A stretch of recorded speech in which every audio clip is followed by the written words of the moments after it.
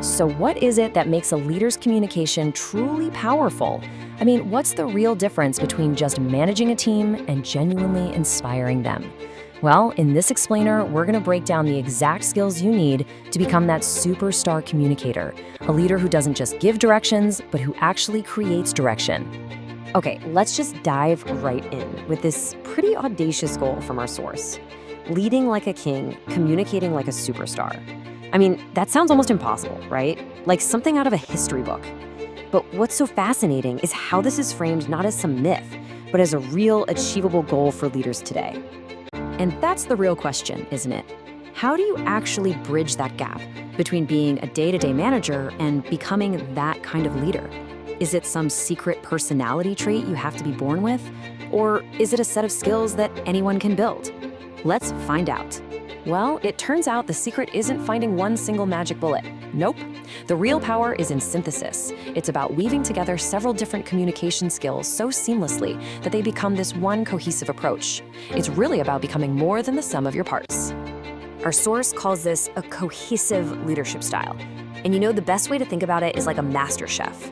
A great chef doesn't just have good ingredients. They understand how salt brings out sweetness, how a little acid can cut through fat. In the same way, a superstar communicator knows how these different skills play off each other to create something truly impactful. So what are these core ingredients? Well, the entire foundation is built on mastering 3 very specific types of conversations. Think of them like the primary colors of leadership communication. Once you get these down, you can mix them to create any shade you need for any situation you walk into. And here we have it, our roadmap. You've got persuasion, negotiation, and aspiration. Each one of these is its own discipline, a totally different muscle you have to build. But together, they form the complete toolkit. So let's break down what each one of these really means. First up, persuasion. Now think of this as your engine for change.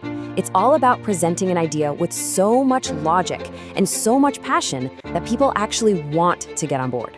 See, it's not about commanding, it's about convincing. This is what you use to get that real buy-in for a new, maybe risky project. Next, we have negotiation. And this is where leadership gets really real. You are constantly dealing with different priorities, limited resources, and competing demands. Mastering this conversation isn't about winning an argument. It's about finding those creative win-win solutions and building agreements that last because everyone feels heard. And finally, we have the aspirational conversation. Honestly, this is the skill that elevates a leader from good to great. It's about answering that fundamental question, why? Why are we doing this? Why does this work even matter? Without this, a job is just a checklist. But with it, that same work becomes part of a mission. It's the difference between laying bricks and knowing you're building a cathedral. So what's the big payoff for mastering these conversations? What kind of leader do you actually become? Well, it turns out that each skill directly helps you develop a specific, super powerful leadership quality. This is where the practice really starts to transform into who you are as a leader.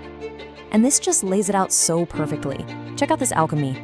Mastering persuasion forces you to get so sharp with your thinking that you can communicate with absolute clarity. Navigating those tough negotiations, well, that builds the resilience you need to lead with unwavering conviction. And you simply cannot inspire people, that aspirational piece, without genuine authenticity. It just doesn't work. And this brings us right back to that idea of a cohesive style.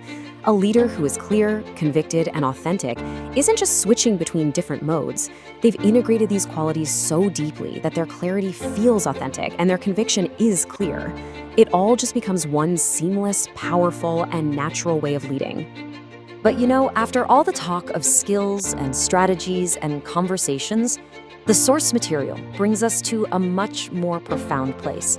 Because true leadership isn't just about what you do or what you say. It's about where it all comes from. And there it is. That's the real secret, to communicate and lead with heart and soul.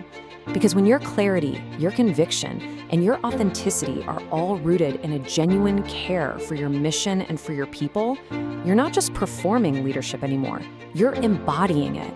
And that is a difference that people can truly feel. So as we wrap up, the real question isn't just about some abstract idea. It's about your next step. Looking at those 3 outcomes, clarity, conviction, and authenticity, which one of those feels like your growth edge right now? Which is the one quality that if you really focused on it would unlock everything else for you? Because that's where your journey begins.